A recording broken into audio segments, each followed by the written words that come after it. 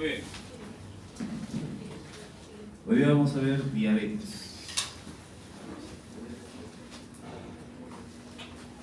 Bueno, estas son las proyecciones, y la estadística actual.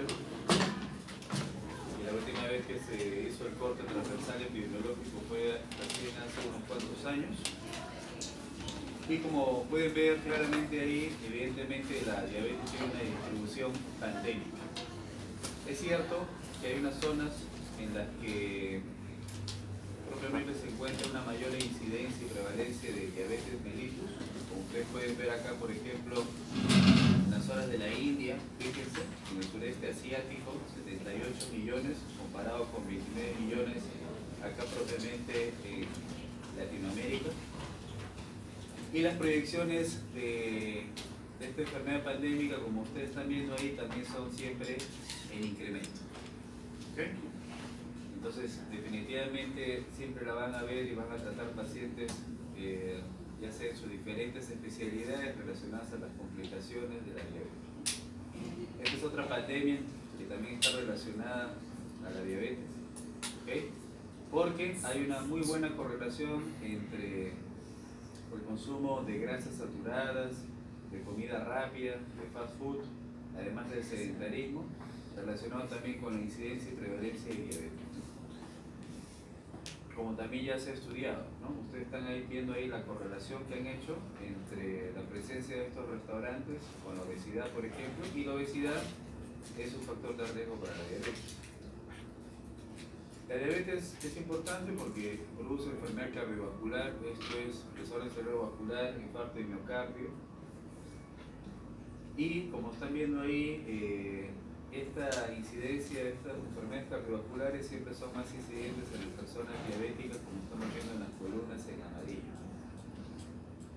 ¿Cuál es el síndrome que nos permite a nosotros identificar diabetes? Es el síndrome hiperglicémico, ¿ya? Entonces, nosotros vemos un síndrome hiperglicémico que podría ser diabético, ¿ya? Entonces, podría ser de que la hiperglicemia también se presente en forma transitoria, temporal, y al final la persona propiamente no sea diabética. Puede ser que el síndrome hiperglicémico sea ocasionado por algún medicamento como los corticoides, y puede ser de que al cese de lo mismo ya no tenga síndrome hiperglicémico y no sea diabético también. O puede ser evidentemente lo más frecuente que se trate de una diabetes mellitus. Entonces, la identificación sindrómica es esta, ahí tiene las 5 P's, de las cuales fisiopatológicamente están mejor explicadas las 4 primeras. La poliuria está relacionada propiamente con la presencia de una diuresis osmótica. Cuando hay hiperglicemia y se sobrepasa el umbral propiamente de reabsorción tubular renal de la glucosa, que es 180 miligramos por decilitro, cuando el paciente sobrepasa este nivel glicémico, entonces el paciente tendrá glucosuria, ¿cierto? ¿Okay? Ya se sobrepasó la capacidad de saturación en el túbulo proximal reabsortiva. Y la glucosuria se asocia ¿a qué? Por su efecto osmótico a una diuresis osmótica, ¿cierto? Entonces va a favorecer la pérdida de agua, un balance hídrico negativo, y por esta otra razón habrá también la tercera relación, que es polidixia. ¿Okay? El paciente tiene más sed como consecuencia de su deshidratación. Esto ya les permite adelantarse a que cuando veamos pacientes sumamente complicados, por ejemplo, complicaciones de diabetes son el síndrome hiperglicémico hiperosmolar o la cetoacidosis diabética, esos pacientes siempre vienen deshidratados, ¿ok? Con una deshidratación severa incluso, ¿ya? Entonces parte del tratamiento será la rehidratación masiva. Muy bien. Otra característica del síndrome hiperglicémico será la polifagia. Recuerden que un paciente diabético, o como en este caso puede ocurrir en el síndrome hiperglicémico, tiene un desbalance de tal forma que no tiene o tiene una incapacidad para captar adecuadamente la glucosa, ya sea porque no secreta insulina o porque la insulina no puede actuar adecuadamente en los tejidos periféricos. Por lo tanto, no hay una buena captación energética a nivel de la célula. Esto normalmente lo interpreta el organismo desde el punto de vista neurológico como un balance energético negativo, ¿cierto? Y por lo tanto la persona tiene constantemente hambre. Como no capta adecuadamente la glucosa, el sustrato energético, va a tener siempre polifagia. pesar de que la paciente pierde peso justamente porque está en un balance energético negativo, a no captar glucosa, ¿ok? No capta la glucosa, menos la va a reservar, por lo tanto pierde peso, ¿ya? Entonces ahí están las 4 P del síndrome hiperglicémico. Causas, bueno, lo más frecuente, la diabetes, como estamos viendo ahí, la etiología, fíjense, tenemos la tipo 1, la tipo 2, puede tratarse de defectos genéticos de la función de las células beta o de la acción de la insulina, enfermedades del páncreas exocrino, ustedes han tenido un seminario de pancreatitis, ¿cierto? Y en la pancreatitis crónica, cuando se compromete ya más del 75% del páncreas, esa reserva remanente del 25% ya puede ocasionar ¿qué cosa? También compromiso del páncreas endocrino, o sea, diabetes mellitus. Endocrinopatías, en cuanto a enfermedades, por ejemplo, han visto Cushing, ¿cierto? Acromegalia. Todo el exceso de otras hormonas endocrinas normalmente tiene una acción contra la insulina, que es captar la glucosa.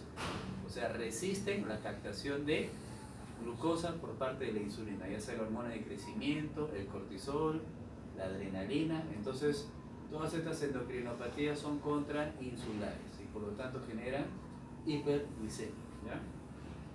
Sustancias químicas inductoras de la diabetes.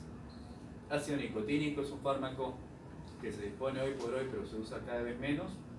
Los glucocorticoides, que se utilizan bárbaramente desde el punto de vista hospitalario para diversas enfermedades como las autoinmunes o inflamatorias. El diazoxio se utiliza experimentalmente si queremos inducir diabetes, por ejemplo, en animales de laboratorio experimental. Fue un medicamento, actualmente evidentemente no. Y las tiacidas, que es en realidad parte de la selección primaria de la terapia que se utiliza antihipertensiva, ¿ya? En las diferentes guías clínicas, las tiacidas está normalmente una de las primeras recomendaciones de terapia de la presión arterial. Pero fíjense de que se asocia también a un riesgo de inducir diabetes de nuevo. Entonces, esto simplemente hay que tenerlo en consideración, ¿ya? No es que no se indique, más bien se indica bastante la tesis, pero está relacionado a la incidencia de diabetes de algún modo. Infecciones, la rubiola congénita, por ejemplo, también está relacionada porque este virus tiene epítopes antigénicos, o sea, estructuras proteicas propiamente del virus, que el sistema inmunitario lo reconoce como extraño, pero estas cadenas de aminoácidos también tienen correlación con las células beta. O sea, hay una correlación entre el virus versus las células beta. Y por lo tanto, la inmunidad cruzada no solamente será contra la rubiola, sino también contra las células beta, ¿ya? O sea, puede generar una inmunidad cruzada que puede generar esta incidencia de diabetes como consecuencia de una infección. Lo mismo sucede con el citomegalovirus. Y otros síndromes también está relacionado a la diabetes, como ustedes están viendo ahí, ¿ya? Son diferentes, algunos de cromosomopatías que están relacionadas a diabetes mellitus. Hablando de lo más frecuente, tipo 1 y tipo 2, ¿cierto? Hasta ahora, si bien esto cada vez cambia, porque cada vez estamos viendo diabetes mellitus tipo 2 en población más joven, igual la incidencia hoy por hoy todavía sigue siendo el paciente adulto, ¿ya? Mayor de 40 años, en cambio el tipo 1 sigue siendo el juvenil. ¿Dónde vamos a ver cetosis? Bueno, ¿cuándo vemos cetosis? ¿Cetosis qué cosa es? Cetonemia, cuerpos cetónicos, ¿cierto? Para que haya cuerpos cetónicos, ¿qué tengo que haber tenido previamente? Movilizar, ¿qué cosa? Ácidos grasos, ¿cierto? Y cuando se oxidan los ácidos grasos ya forman cuerpos cetónicos. ¿Y cuándo yo movilizo ácidos grasos? Cuando hago lipólisis, ¿cierto? ¿Y cuándo se hace lipólisis? Cuando no hay reserva energética. Cuando propiamente ya no tengo reservas, por ejemplo, ¿no? En el ayuno prolongado, o cuando propiamente no dispongo justamente de glucosa, ¿cierto? Entonces, esto, si se interpreta en la diabetes, ¿cuándo acontecerá? Cuando, por ejemplo, cuando justamente no tenemos disposición de insulina, ¿cierto? Entonces, ¿quién no tiene disposición de insulina? Fíjense acá abajo, insulinopenia absoluta, justamente el diabético tipo 1, ¿cierto? En cambio, el tipo 2 todavía tiene una reserva, pero es débil, pero todavía la tiene. En cambio, el tipo 1 no tiene reserva insulínica y por lo tanto, ¿quién hará con mayor facilidad cetosis? El diabético tipo 1, ¿cierto? Porque no tiene insulinopenia absoluta. Igual, desde ya, también pueden ir previendo de que el paciente cetoacidótico, que es una complicación que puede ocurrir tanto acá como en el tipo 1 como en el tipo 2, ¿qué tiene que tener fisiopatológicamente en común? Insulinopenia absoluta. Esa es una complicación por si acaso aguda, transitoria y luego cambia, ¿ya? Cambia. Pero por lo menos durante ese estado, ese tránsito fisiopatológico sí que habrá insulinopenia absoluta. Pero ya esto desde el punto de vista en general habitual de la enfermedad, sí normalmente hay cetosis en el tipo 1, ¿ya? Y en el tipo 2 eventual. Muy bien. El tipo 2 es el obeso, porque justamente se relaciona la resistencia de la captación de la glucosa a nivel de los tejidos por parte de la insulina relacionada a la obesidad, ¿cierto? La obesidad constituye un factor que favorece que se capte menos la glucosa. Muy bien, hay una asociación genética tanto en la diabetes tipo 1 como en el tipo 2. Fíjense que la concordancia en gemelos monocigóticos es mayor incluso en el diabético tipo 2, tanto de que si el padre y la madre es diabético, ya tiene un factor de riesgo penetrancia hasta el 50% de que el hijo será diabético, pero siempre hay una relación que tiene que haber un factor ambiental, ¿cierto? Y con el factor ambiental volvemos propiamente al factor dietario que dijimos pandémicamente al comienzo. ¿Dónde hay anticuerpos contra el islote? En el tipo 1, porque acá hay un factor autoinmune, ¿no? Muy bien, ¿dónde habrá insulinoresistencia? Donde habrá obesidad, o sea, en el diabético tipo 2 que es obeso. Sin embargo, hay unas variantes, o sea, ya reconocemos el juvenil con el tipo 1 y el adulto con el tipo 2, ¿cierto? Pero hay unas variantes. La primera es MODY. ¿Qué dice acá? Diabetes del adulto de comienzo juvenil. Entonces, ¿por qué decimos diabetes del adulto de comienzo juvenil? Porque normalmente si fuera juvenil, pensaríamos en el diabético tipo 1 y que tiene un factor autoinmune, ¿cierto? Le pediríamos sangre y ¿qué encontraríamos? Anticuerpos, autoanticuerpos. En este caso no hay autoanticuerpos, pero se presenta en una etapa juvenil, por eso le dicen diabetes del adulto de comienzo juvenil, y más bien fíjense que tiene un carácter genético, autosómico dominante, alta penetrancia. Entonces acá hay una secreción alterada de la insulina, ¿ya? Entonces, en este paciente hay una secreción ya alterada de la insulina, hay una base genética y no se van a confundir con el paciente diabético, ¿ya? Adulto, donde más bien tiene una resistencia a la acción de la insulina. Por ejemplo, ¿qué diferencia puede tener entre uno y el otro? Que este paciente diabético tipo 2 tendrá insulinoresistencia, ¿ya? El diabético tipo 2 tiene insulinoresistencia. En cambio acá hay secreción alterada de la insulina. El diabético tipo 2 es obeso. Acá no está asociado a la obesidad porque es un tema genético, ¿ya? La secreción de por sí está alterada de la insulina. Otra variante es la diabetes LADA, ¿ya? Que es una presentación, fíjense, autoinmune. ¿Pensamos en qué? Un problema juvenil, ¿cierto? Pero esto más bien lo vemos en el adulto. O sea, es un paciente adulto. Si es adulto pensaríamos en diabético tipo 2, pero no se trata de la diabetes tipo 2, sino una diabetes autoinmune. ¿Cómo se llama esta? LADA, ¿ya? Entonces fíjense, hay anticuerpos, así como en la diabetes tipo 1, el anticuerpo antidescarboxilasa del ácido glutámico, anticuerpos contra la insulina, pero el paciente tiene una presentación tardía, ¿ya? Por eso es una variante, que es la variante LADA. Muy bien, también tenemos la diabetes gestacional. Hay que recordar acá, primero cómo es la fisiología normal del embarazo, y que tiene una correspondencia fisiopatológica. En las primeras semanas del embarazo más bien hay una fase anabólica. Hay una hiperplasia de las células beta, hay hipersecreción de la insulina, se favorece la captación de la glucosa, como ustedes están viendo ahí. Es una fase anabólica, pero cuando esto ocurre la insulinoresistencia, como ven acá, en la segunda mitad del embarazo, ¿ya? Ahí más bien habrán hormonas que propiamente derivan de la placenta, como la somatotropinas coriónica humana, el cortisol y otras que generan insulinoresistencia. Entonces, en ese periodo es que podríamos captar ¿qué cosa? Diabetes gestacional, ¿no? Acá ven lo mismo, es la fase anabólica que favorece la captación de la glucosa, y acá por las otras hormonas, por la prolactina, el lactógeno placentario, el cortisol, más bien que lo que tenemos ahí, dificultad para captar la glucosa. Muy bien, y esto es de la diabetes tipo 1, que ya hemos dicho que hay una correspondencia con el HLA, hay una susceptibilidad genética, hay inducción de autoinmunidad, porque justamente se forman anticuerpos, ya sea contra la insulina, contra la célula beta, o lo que ya mencioné acá, que justamente son los anticuerpos que se piden en el laboratorio para hacer el diagnóstico. Y la diabetes tipo 2 también tiene un factor genético, pero es poligénica, ¿ya? O sea, no es que podamos hacer una terapia genética para que el paciente no tenga diabetes mellitus, esto es muy difícil de prever. Y además tiene un factor multifactorial, ya que tiene un factor ambiental, ¿ya? Ok, sin embargo sí es importante la penetrancia familiar, ya lo he mencionado, 50-70% si ambos son diabéticos. Y bueno, hay un factor relacionado con la grasa abdominal, como lo vamos a ver después. Estos son los factores de riesgo para desarrollar diabetes mellitus tipo 2, por ejemplo, hemos dicho edad, sobrepeso, sedentarismo, antecedentes familiares de diabetes, hasta ahí no sorprende nada, la raza, la hispano-afroamericana, que está normalmente asociada a esto.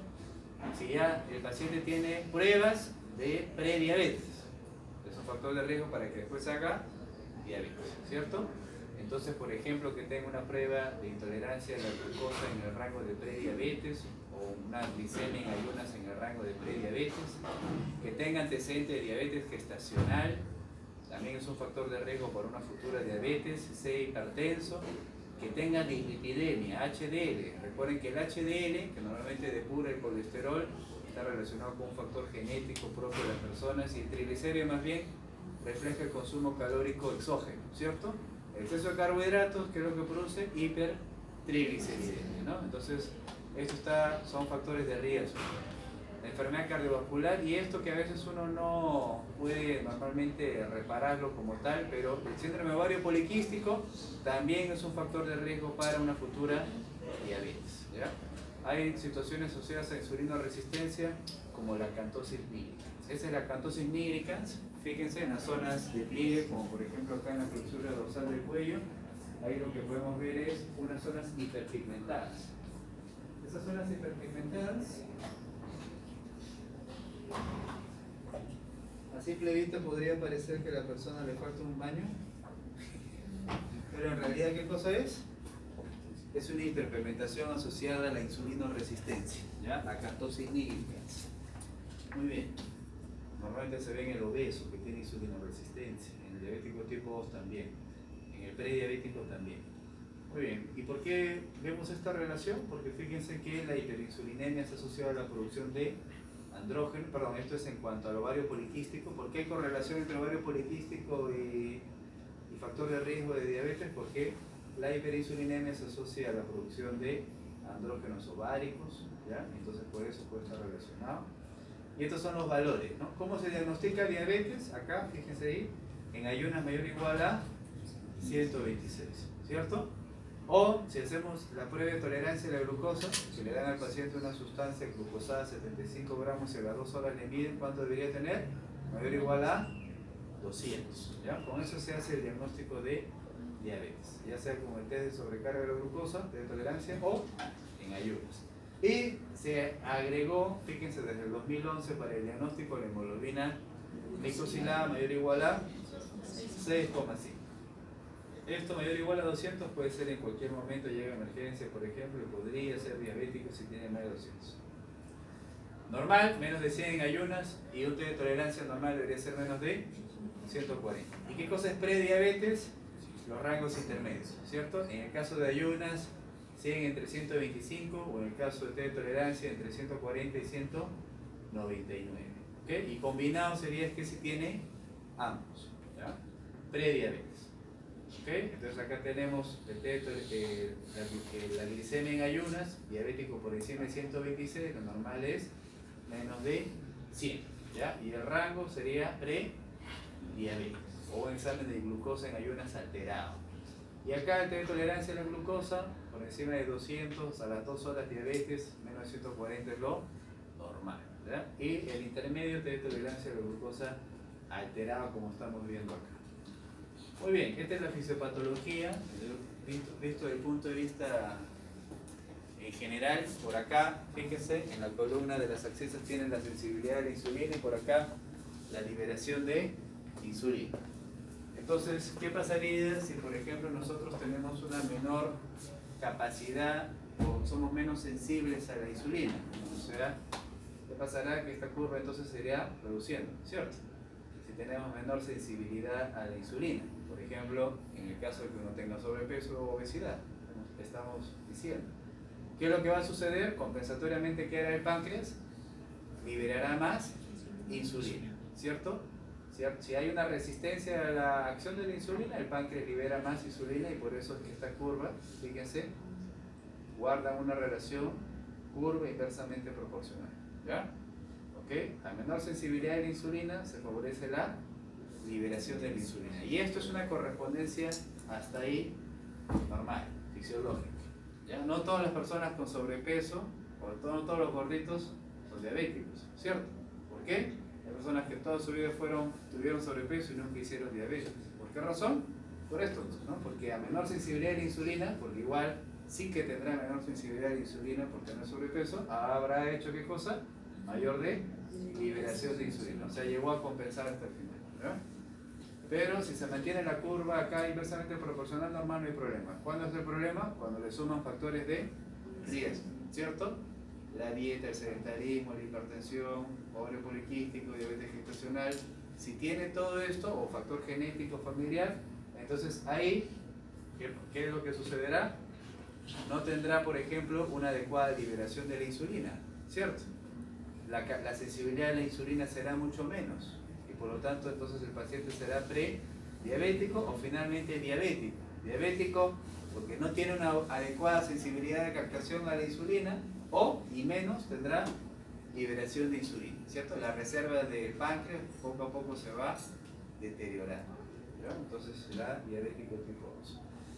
Muy bien, en la fisiopatología también hay que incorporar, ya que estamos hablando de insulinoresistencia, los ácidos grasos libres, como estamos viendo acá, que hoy por hoy, fisiopatológicamente, tienen un rol clave en la diabetes mellitus, ¿no? ¿Qué cosa hacen los ácidos grasos libres? Justamente disminuyen la captación de la... Bueno, cuando hay menor captación de la glucosa, ¿qué es lo que va a suceder? Se empiezan a movilizar los ácidos grasos libres, ¿cierto? No se capta la glucosa, entonces el organismo que necesita fuente de energía de sustrato glucosa empieza a movilizar otras fuentes, ¿cierto? En este caso, la grasa almacenada como triglicéridos, pero la libera como ácidos grasos libres. Y los ácidos grasos libres al mismo tiempo reducen la captación de la glucosa, por ejemplo acá el tejido muscular que predominantemente en extensión capta la glucosa en el organismo. Y también acá lo mismo sucederá, impide la adecuada secreción de insulina por parte del páncreas. También va a favorecer la neoglucogénesis, la movilización de ácidos grasos libres, ¿no? Y la neoglucogénesis también genera un disturbio propiamente en el metabolismo de la glucosa.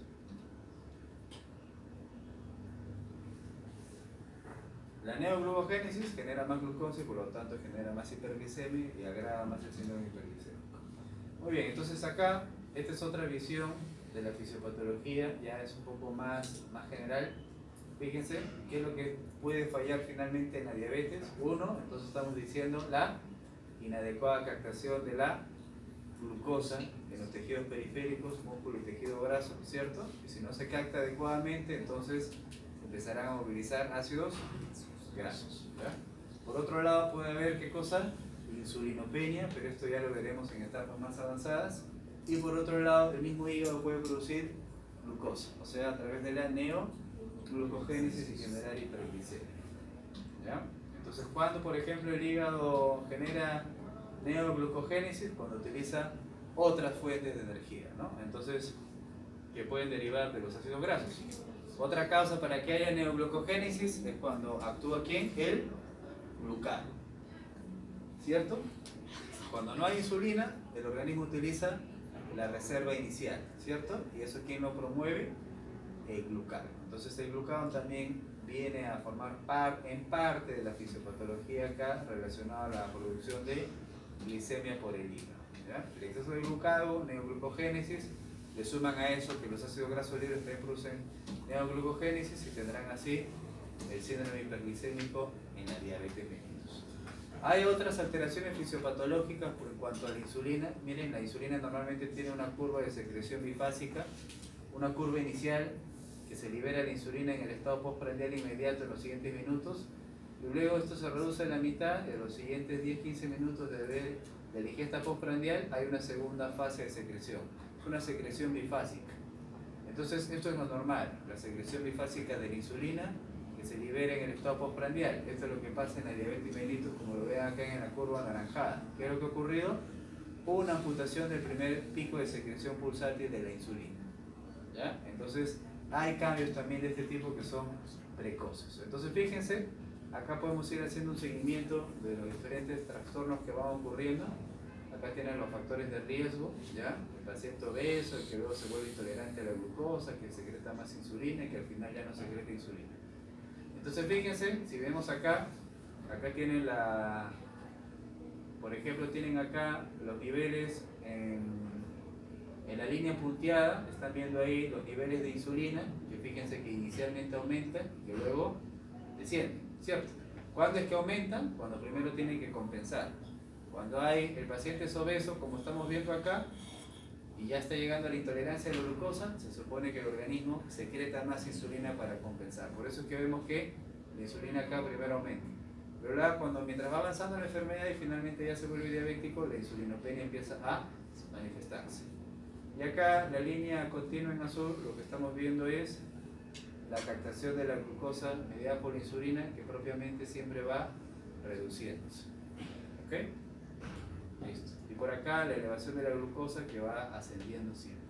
Entonces, si ustedes les preguntan a un paciente diabético en general cómo se encuentran sus valores de la insulina, eso va a depender en qué momento sea el diagnóstico de la enfermedad, ¿cierto?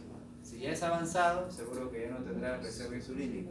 Si está en unas primeras etapas, también puede estar con valores incrementados de la insulina en forma compensatoria y patológica. Muy bien, mientras va avanzando la enfermedad, entonces finalmente habrá insulinopenia, la resistencia a la insulina se mantiene, los factores de riesgo como ven ahí, la prediabetes, y finalmente ya llegaremos acá, ¿no? La diabetes con las complicaciones que son la glucotoxicidad y la lipotoxicidad y las complicaciones que son vasculares, ¿no? ¿Qué podemos decir de la obesidad? ¿Por qué la obesidad puede generar insulinoresistencia? Se habla que hay defectos en los receptores de la insulina, ¿no? Que son receptores tirosina quinasa. Entonces, cuando hay defectos en el receptor de la insulina, se genera resistencia a la acción de la insulina, y ustedes deben de recordar un mecanismo en fisiología endocrina de que si hay menor receptor se forma más sustrato, ¿cierto? Upregulation. Entonces, por eso es que hay hiperinsulinismo. Pero luego, ¿qué es lo que se va a producir? El fenómeno contrario, de downregulation. Si tienes ya mucho sustrato, tendrás menos receptores. Por eso es que los números de receptores finalmente se reducen. Ok, de las obesidades, la patológica será la visceral, porque esa se asocia a insulinoresistencia y a diabetes mellitus. ¿Por qué se asocia a hipertensión arterial en el diabético? Porque al estar hiperinsulinémico, fíjense que la insulina retiene sodio, genera remodelación vascular porque tiene actividad mitogénica y también favorece la actividad simpática. Por esos tres factores fisiopatológicamente se puede asociar a hipertensión arterial. ¿Qué más podemos decir del tejido adiposo? Acá hay que recordar a la lectina. Ustedes deben haber visto estudios relacionados a la mutación de este gen, que justamente está relacionado a la lectina, porque experimentalmente son ratas obesas, ¿cierto? Ratas obesas, diabéticas, hiperfágicas, en la que justamente se ha mutado este gen OB, ¿no? Que es propiamente a lo que se le denominó lectina, y que se expresa justamente en los adipocitos. Por eso el tejido adiposo se considera actualmente como un órgano endocrino, ¿ya? Entonces, ¿cuál es la función normal de la lectina? Que actúa como un feedback negativo. O sea, si hay una buena fuente de energía y que también se refleja en el tejido adiposo, entonces la lectina se libera y esto debería frenar propiamente el consumo de más alimentos, ¿ya? O sea, tiene una acción propiamente que frena el mayor consumo de alimentos. Por eso en estas ratas que mutan el gen o que no expresan la lectina, no tienen una inhibición del apetito y más bien están hiperfágicas, obesas y finalmente diabéticas. Entonces veamos, y cuando han estudiado en los pacientes obesos cómo está la lectina, uno podría pensar de que la lectina podría estar baja también, ¿cierto? pero en realidad la lectina aquí se encuentra aumentada. ¿Y por qué razón? Porque en el caso de los pacientes diabéticos hay también resistencia a la acción de la lectina. Entonces ahí es cuando está el mecanismo fisiopatológico. Igual la lectina no actúa adecuadamente, pero porque hay resistencia a su acción. Entonces acá tienen la rata con la lectina normal y acá tienen una rata que no expresa la lectina, ¿no? La rata con la mutación en knockout OV, como ven ahí, no produce este gen. Y fíjense que este tejido adiposo es un tejido adiposo que además es un tejido adiposo inflamado, como se ve en el diabético. Inflamado porque tiene infiltración de macrófagos y secreta citocinas inflamatorias, ¿ya? Eso también se ve en estos casos. Entonces vamos a ver algunos modelos experimentales. Miren acá, esta es una rata que no produce tejido adiposo, se le llama lipotrófica. Y acá tenemos una rata normal que tiene lectina como cualquier rata, ¿cierto? Y se le hace un trasplante de tejido adiposo a esta rata lipotrófica. ¿Qué es lo que va a pasar a esta rata que era lipotrófica? Pues gracias a la presencia del tejido adiposo tiene captación de la insulina, ¿ya? Y se reduce la posibilidad de esteatosis hepática. ¿Cuándo hay esteatosis hepática? Cuando hay movilización de ácidos grasos también, ¿cierto? Está relacionado a lo que hemos explicado previamente. Ok, esta otra rata es una rata gordita, fíjense, obesa, no tiene lectina, ¿cierto? Hiperfágica. Y acá la rata lipotrófica. Le hacemos ahora un trasplante de este tejido adiposo que no expresa lectina y ¿hay cambios? Ninguna. ¿Ok? Se puede más o menos ya predecir, ¿cierto? ¿Qué cosa? Que los cambios no se dan porque no hay en ese tejido adiposo trasplantado lectina. Hacemos otro modelo experimental, fíjense, la rata lipotrófica, le trasplantamos otra vez el tejido adiposo, pero además le inoculamos lectina. ¿Hay cambios? Sí hay cambios. ¿Ya? Nuevamente hay cambios de sensibilidad a insulina y se disminuye el hígado graso. ¿Y qué pasaría si a la rata lipotrófica solamente le damos lectina? También va a haber cambios, pero fíjense que los cambios no son tan significativos como eran acá, ¿cierto?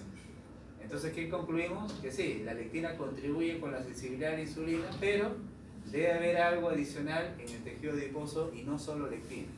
Y en efecto, fíjense, acá tenemos una rata más bien con tejido graso, o sea, tiene tejido graso pero no expresa lectina y ahí sí se favorece el efecto. O sea, ¿qué significa? Que además de la lectina, el tejido graso que sí tiene esta rata le ayuda propiamente a su captación de la insulina. Y esa otra sustancia que también está en el tejido adiposo, por ejemplo, ¿cuál es?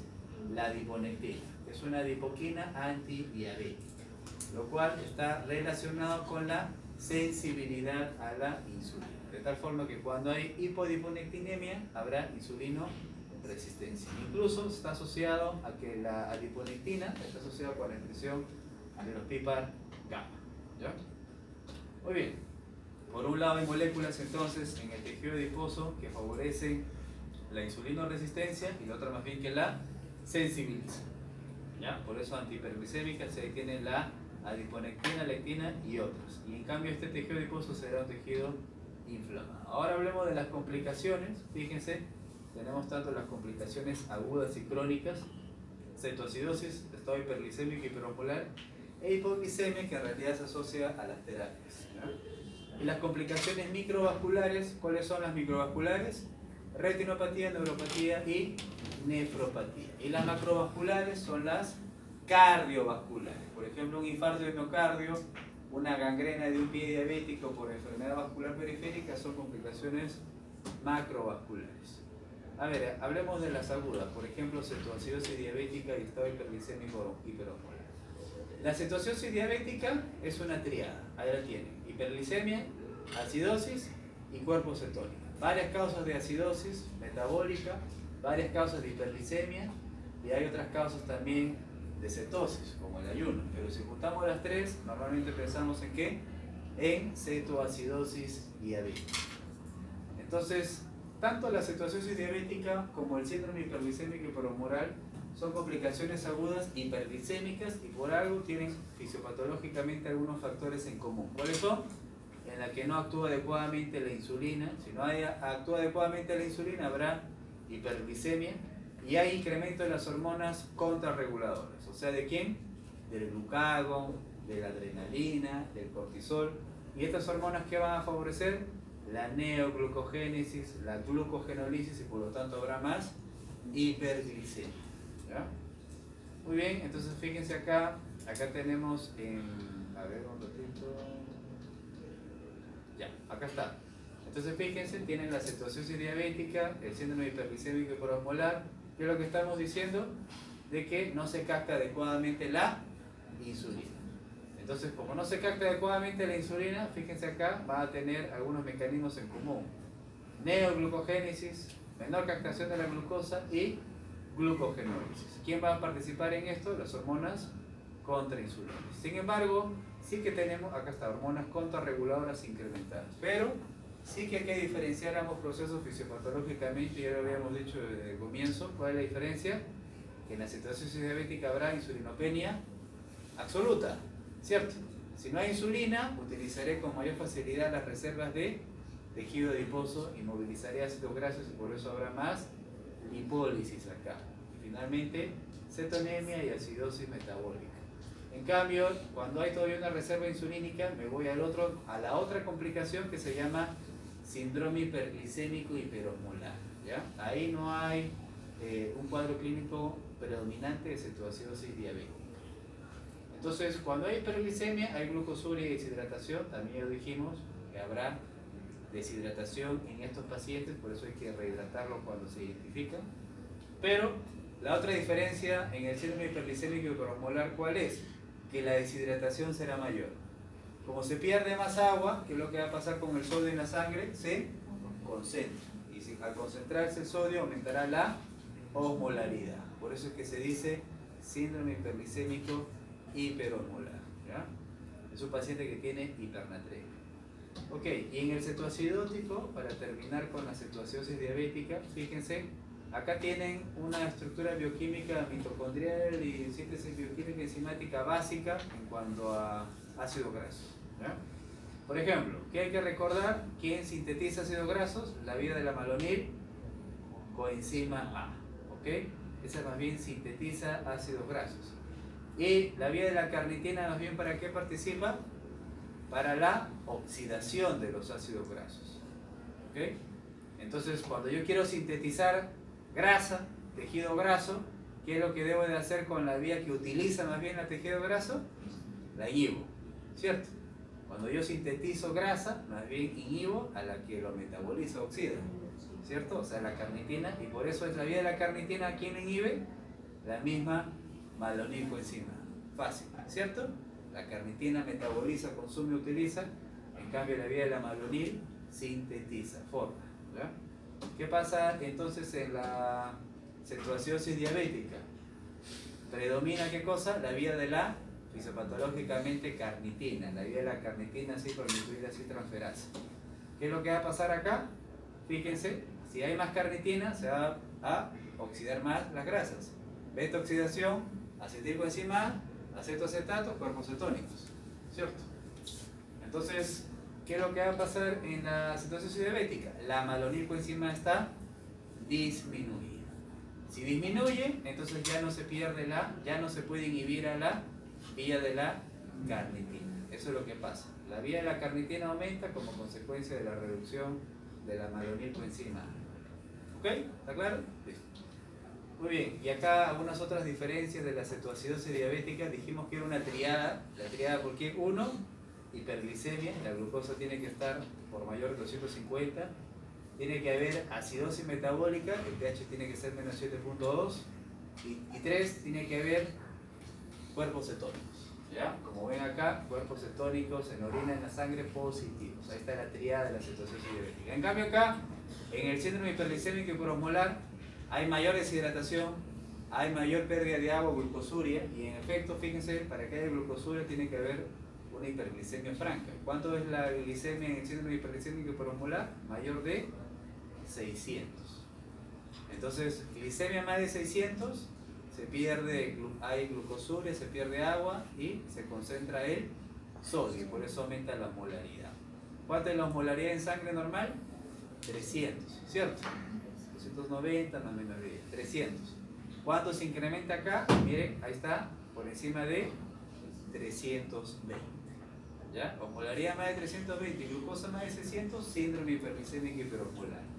Y ¿Qué pasa cuando incrementa la osmolaridad de una persona? Cambia el estado de conciencia. Miren acá, se agita, se pone alerta, luego entra ya en somnolencia, estupor y finalmente coma. Esto es lo que antes se denominaba coma diabético, que ya no se le denomina así, sino se le denomina síndrome hiperglicémico hiperosmolar, porque no todos los pacientes hacen coma. ¿Ya? Algunos simplemente están en estupor, otros están agitados, pero el hecho es de que al aumentar la osmolaridad por la deshidratación se genera cambio del trastorno de la conciencia. Y las complicaciones crónicas, fíjense, hay cambios hemorreológicos que se refieren propiamente a la circulación, productos de glicación avanzada, radicales libres, los mecanismos de glucolipotoxicidad. En la circulación, ¿qué es lo que va a pasar en el diabético? Hay menor deformabilidad eritrocitaria, recuerden que esto es una característica normal del eritrocito, y el flujo sanguíneo justamente se altera, por eso se dice cambios hemorreológicos. Por ejemplo acá, la viscosidad. La viscosidad, ¿por qué estamos diciendo que se altera o aumenta? Porque acabamos de decir que hay menor deformabilidad eritrocitaria, ¿no? Y la viscosidad, uno de sus tres factores justamente es la capacidad de deformabilidad eritrocitaria. Luego tenemos incremento de la agregabilidad plaquetaria y todos esos factores generan problemas de la circulación. Productos de glicación avanzada, miren, acá hay que recordar algo importante, que en la glicación avanzada se producen reacciones no enzimáticas con las proteínas, ¿ya? Normalmente en la biología celular, una célula se puede comunicar con otra a través de procesos de glicación, es normal, pero esas glicaciones son enzimáticas, ¿ya? En cambio la patológica, como en la diabetes, es una glicación no enzimática y por lo tanto reacciona con las proteínas. El ejemplo que vemos con la hemoglobina, por ejemplo, es la hemoglobina glicosilada, ¿ya? Muy bien, en cambio, en cuanto a estrés oxidativo y radicales libres, bueno, hay varias vías metabólicas por las que se produce esto. Uno puede ser por la, fíjense, el factor nuclear kappa beta, por la vía del sorbitol. Si aumenta el sorbitol, disminuye el bioinositol, genera depresión del NAT, que eso está relacionado a su capacidad antioxidante por el glutatio. El aumento del diacilglicerol genera aumento del calcio, ¿okay? Menor nivel de óxido nítrico, y la fructosa 6-fosfato por la vía de las hexosaminas, depósito de la matriz extracelular. Todo esto genera radicales libres. Y los radicales libres, fíjense, ya esto es para que lo recuerden, siempre no olvidar al anión superóxido, que luego se forma ¿qué cosa? Peróxido de hidrógeno. ¿Ok? Muy bien. Y para terminar, neuropatía y nefropatía y oftalmopatía diabética. La neuropatía diabética, ¿por qué se produce? Por la vía de los polioles. Ahí tienen, la vía del poliol, aumenta el sorbitol, acabamos de decir que disminuye el bioinositol. ¿Eso qué va a generar? Depresión de la bomba sodio-potasio ATPase. Por lo tanto, eso afecta la velocidad de conducción nerviosa. Además, los pacientes con neuropatía diabética tienen compromiso del vaso nervorum en el perineuro y también menor concentración del grupo acetilo para la acetilcolina. Hay varios tipos de neuropatía en el diabético, fíjense, se puede producir compromiso tanto sensitivo, motor o autonómico. O sea, las tres neuropatías puede tener el paciente diabético. Entonces, un paciente con pie diabético tiene tanto compromiso neuropático como angiopático. Angiopático de la microvasculatura o de la macrovasculatura. Esto le puede llegar a producir gangrena y ulceraciones. La neuropatía, hemos dicho que los tres. Por ejemplo, la sensitiva, ¿cuál será? Que yo normalmente estoy de pie y conscientemente cambio de posición para evitar microtraumas en la zona de presión de la rodilla. El paciente diabético tiene incapacidad de la neuropatía sensitiva y por lo tanto, ¿qué va a generar? Posturas viciosas, se va a deformar propiamente las articulaciones, las zonas de apoyo, el pie, el talón. Y por lo tanto, al deformarse el pie, va a generar deformaciones que finalmente comprometen también la circulación. Desde el punto de vista autonómico, ¿qué se va a producir? Anhidrosis, sequedad. Y por lo tanto, va a haber fisuras en la piel seca, y eso favorece a las infecciones. Ahí está, miren, neuropatía sensitiva, osteopatía, ¿cierto? El pie de Charcot. Y la motora, deformidad también del pie. Todo esto genera mayor predisposición. Si es una zona, por ejemplo, que no debería normalmente ser apoyada porque el pie está deforme, va a generar lesiones ulcerativas, se predispone a la infección y lamentablemente al final tenemos pie diabético y amputaciones.